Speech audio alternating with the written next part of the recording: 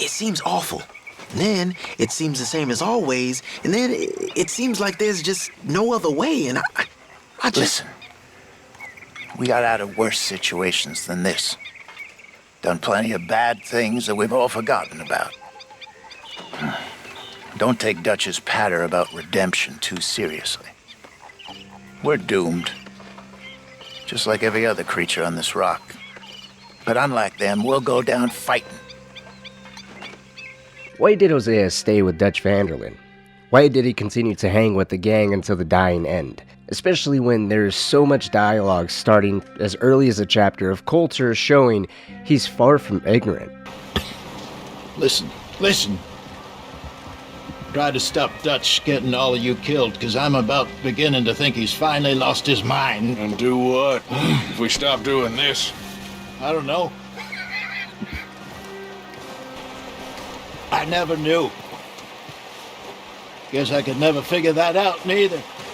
While he may be hopeful, he's aware of the mess the gang continues to get themselves into, with Dutch seemingly losing his sense of direction and how best to proceed forward to better their overall situation. Instead, appearing to do the exact opposite, continuing to make matters worse, take more and more on, and even find time to even the score with his rival Colm O'Driscoll. Yet despite all of this, despite Hosea seeing through the mess and the poor decision making, why did he choose to stay? Was it really as simple as Hosea being stubborn? Could Hosea have been angry at his old age, unhappy with the position he found himself in, still running from the law in a manner not too different than how he did so back in the days of his youth, at a time where the world he and his companion Dutch van der Linde found themselves in actually allowed them the leeway to be a little more reckless, to take on more crime, more bloodshed, to be in a better position to defend themselves against a less robust and universal law enforcement system. But now, with many years behind him,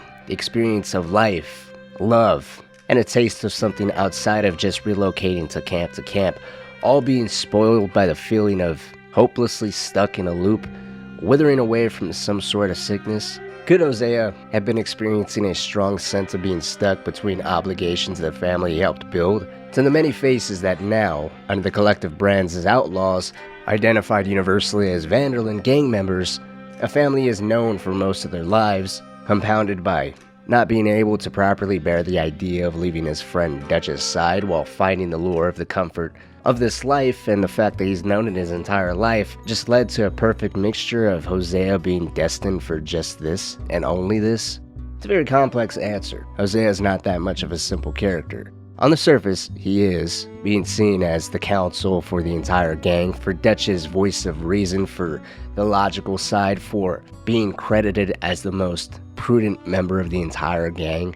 The one that, as the story progressed, is often identified as a sole member, if any, was capable of preventing the overall destruction and disintegration of the gang. And that's a fair observation. Hosea time and again is seen as the only one throughout the story that can question Dutch. Others, such as John, Arthur, and Miss Grimshaw, are seen at times doing it, but they're all greeted with some type of flash of anger, upset at the betrayal these people are displaying for just asking if the man they once knew as a great, loving, caring man is okay, if he feels the same, if everything is alright, or if they are all going to be okay. Hosea was able to do it all without any anger. Even if Dutch didn't take it at face value or agree with Hosea per se, clearly he respected him enough by trying to logically win him over to see things as he did. There ain't no easier way. Now, I know his type. He is a vindictive little power broker who rules by fear. Now, we pull that stunt in his cesspit of a town, we're doomed.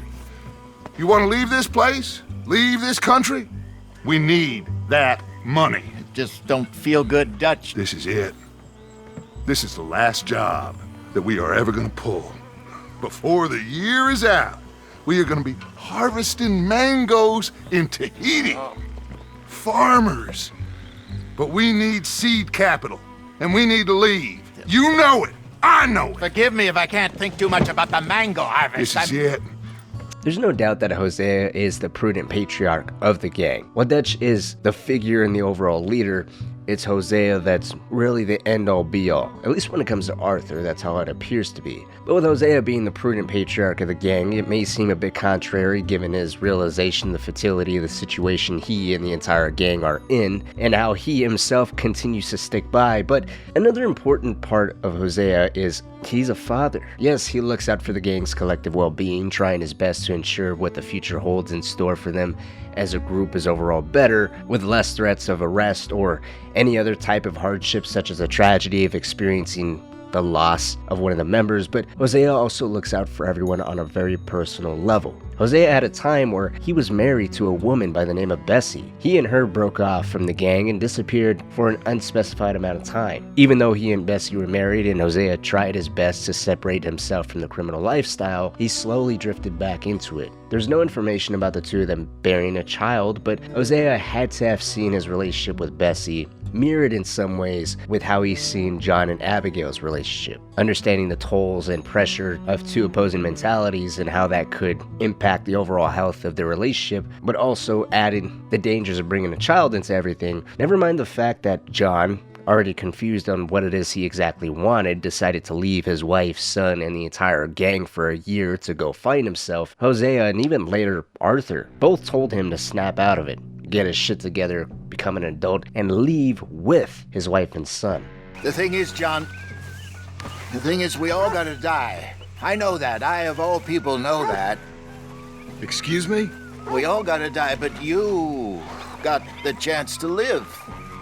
Not just to live for love. I got no goddamn clue what you're on about, Hosea. You're not as dumb as you act, John Marston. I don't understand. Be a man, John. It would suit you. The interaction alone is a clear indication that unlike Dutch, who's actively trying to keep everyone tied to him by constantly reminding them to keep faith in his vision and his ability to take care of them, claiming to put their wants and needs before his own, whether if that is true or not is besides the point. It's the repetition and the constant reminder that they need to have that faith. They need to be all in or else nothing is going to work. Hosea, on the other hand, identified what John needed to hear personally. He told him to leave because it was best for him, his wife, and most importantly, their son. John already had the will and ability to just disappear and leave it all behind. Maybe he just needed that blessing so that there would be no what ifs. There would be no reason for him to actually come back. What I love so much about this moment is it gives more to what I'm trying to get at here. And it could be a part of a very multi-layered, extremely complex reason as to why Hosea stays. Here, specifically, he levels with John. He speaks to him like an adult. He has a tone that is stern to remind him the significance of all the choices we make in our lives. He's an elder, but he's an elder that is speaking on a timer. And this is something he clearly expresses. He also has a demeanor that is one of love. Obviously, he cares for John, and he opens up by telling us something he knows himself. We all have a time to go, whether by old age, and that inherently makes Hosea closer to the grave than everyone else, or if we take his progressive cough and his sickness into account, and then everything else going on with Dutch, the gang, and it all falling apart. It makes sense why, specifically during Clement's Point, you find so many times where Hosea's alone. And he's alone a lot during Horseshoe Overlook as well, but during Clement's Point specifically, it's almost as if his demeanor completely changes. Yes, he can still be fine reading a newspaper or relaxing, similar to how he was in Horseshoe Overlook, but there's an aura around him that's a lot more somber. It's not so much depressive, it's just sad. Which in hindsight, if you really compare it to the chapter of Beaver Hollow and how Arthur is with the gang, it's kind of the same thing. Arthur's so preoccupied with making amends to everything else and everyone else that the gang is moving 100 times faster than he is when his world almost got brought to a complete stop. It's obviously not the exact same since Hosea already knows, and with him being much older, he's had much more time to make amends with any and everyone that he felt like he needed to, but it's very similar. It's almost as if just how Arthur felt like his destiny ultimately was tied to that of the Vanderlyn gang, Hosea's was ultimately the same thing, albeit a little bit for different reasons. There might have very well been a stronger sense of obligation. After all, even though Dutch's name is across the entire gang collectively, it is Hosea that did help form the gang. So he had to have felt some sense of responsibility. some sense of blame for everything ultimately happening to the gang, because even though Dutch is in charge, Hosea is still the second most senior and the only one that can really bend Dutch's ear, and that has to be something that he was well aware of. So why did Hosea stay until the end? I think it was a combination of familiarity to this lifestyle. He was sick, he was older, and he had to have felt as if seeing as many people through on the other side as best as he could was the least he could do while he still had some time left. At the very beginning of the video, during that clip where he said that they're doomed, he goes on to say that they're going to fighting to the bitter end. Just like every other creature on this rock. But unlike them, we'll go down fighting. It's hard to really say whether if that's something he genuinely bought into, if that was the mentality, if that was just him trying to bring himself up and remind himself that, hey, things look a little gloomy, things are a little dark, but I still got some fight in me. Or maybe that was just him repeating a little bit of what Dutch says, trying to get Lenny to relax, to buy into it, and even trying to convince himself that ultimately Dutch is right and unification is the thing we need most right now. I'm going to pass this on to you. Why do you think Hosea decided to stay with the gang? Do you think there was even a possibility at any point during the main story of Red Dead Redemption 2, or even, let's say, as early as a chapter of Colter, there was a possibility for him to just go on and do his own thing to reestablish some type of life outside the gang? Maybe do a con job, and whatever he made off with, he can establish some type of farm or ranch somewhere and live quietly?